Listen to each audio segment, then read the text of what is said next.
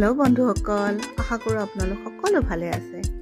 আজি ৰাতিপুৱা বিশেষ এটা কাৰণত গিফ্ট এটা কিনিবৰ কাৰণে মই দোকানলৈ আহিব লগা হ'ল আৰু ভাবিলোঁ দোকানলৈ আহিছোঁ এতিয়া অকলে আহিতো ভাল নালাগে, সেইকাৰণে ভাবিলোঁ আপোনালোককো দোকানলৈ লৈ যাওঁ। আহকচোন অকণমান মোক হেল্প কৰি দিয়ক, মই কিনো গিফ্ট কিনো অকণমানি সুন্দৰ এঞ্জেলৰ কাৰণে। মোৰ পিছে বজাৰ কৰি অকলে ভাল নালাগে আৰু ইয়াত পিছে কোনো উপায়ো নাই, আৰু গিফ্ট বুলি ক'লে সেইটো এটা ডাঙৰ সমস্যা। কি কিনিম মই নিজে কনফিউজ হৈ যাওঁ। এইখিনিত এটা মোৰ মাইনাছ পইণ্ট এটা দেখা পালোঁ। মোৰ মানে ডাঙৰ উইক পইণ্ট আইচক্ৰীম আৰু ক'ল্ড ড্ৰিংকছ।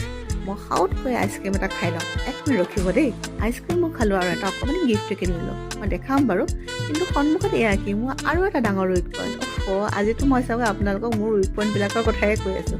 পেইণ্টিং মই কৰিও ভাল পাওঁ, চাইও ভাল পাওঁ, কিন্তু আৰু এটা মোৰ ডাঙৰ উইক পইণ্ট আদিয়া, তাই মোৰ কাৰণে স্কুলত ৰখি আছে।